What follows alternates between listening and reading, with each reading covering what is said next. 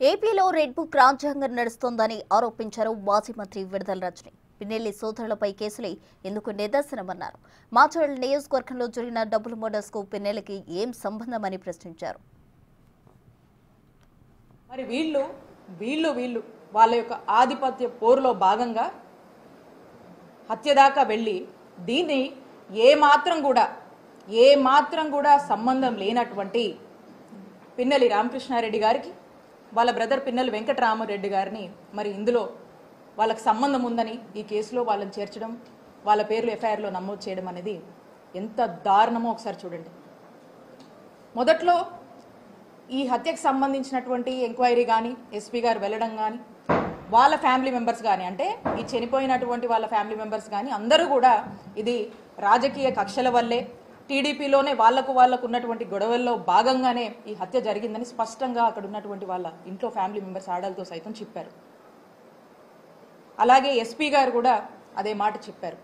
ఎంబటే MLA గారు ఎప్పుడైతే వెళ్ళారో, ఎమ్మెల్యే గారు వెళ్ళి ఈ హత్యకు ఈ ఎమ్మెల్యే గారు ఎక్స్ ఎమ్మెల్యే పిన్నెల్లి రామకృష్ణారెడ్డి గారికి అలాగే వాళ్ళ బ్రదర్ పిన్నెల్లి వెంకటరామరెడ్డి గారికి సంబంధం ఉందని చెప్పి ఎప్పుడైతే మాట్లాడారో అప్పటి నుంచి ఇక ఎప్పుడైతే పొలిటికల్ ఇంటరప్షన్ ఇన్ఫ్లుయెన్స్ మొదలైందో ఇక ఈ కథంతా కూడా వీళ్లకు సంబంధించిందైనా టీడీపీకి సంబంధించినటువంటి వాళ్ళ మధ్య వచ్చినటువంటి భేదాల వల్ల జరిగినటువంటి హత్య అయినా కూడా దీన్ని పిన్నెల్లి రామకృష్ణారెడ్డి గారికి వాళ్ళ బ్రదర్కి పిన్నెల్లి బ్రదర్స్ కంటగట్టి మరి వాళ్ళని ఇందులోకి లాగడం అనేది ఒక్కసారి రెడ్ బుక్ పాలనలో ఇది పరాకాష్ట కాదా అని చెప్పి నేను అడుగుతా ఉన్నాను. చంపిన వారు చనిపోయిన వారు ఇద్దరు టీడీపీ వాళ్లే అన్నారు రజని. స్వయంగా జిల్లా ఎస్పీ ఇదే విషయం చెప్పారని గుర్తు చేశారు.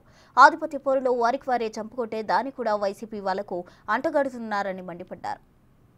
ఈ మర్డర్కి సంబంధించి మనం చూసినట్టయితే ఏదైతే వెంకటరామయ్య అని ఉన్నారో వారు ఈ వెంకటేశ్వర వాళ్ళ పార్టీకి సంబంధించినటువంటి వెంకటేశ్వర్లు గారిని అలాగే కోటేశ్వరరావు గారిని పెళ్లికి వెళ్ళి వస్తుండగా మరి దారిలో ఏ విధంగా చంపారు అనేటువంటి విషయం ఇక్కడ ఉన్నటువంటి ప్రజలందరికీ కూడా తెలుసు.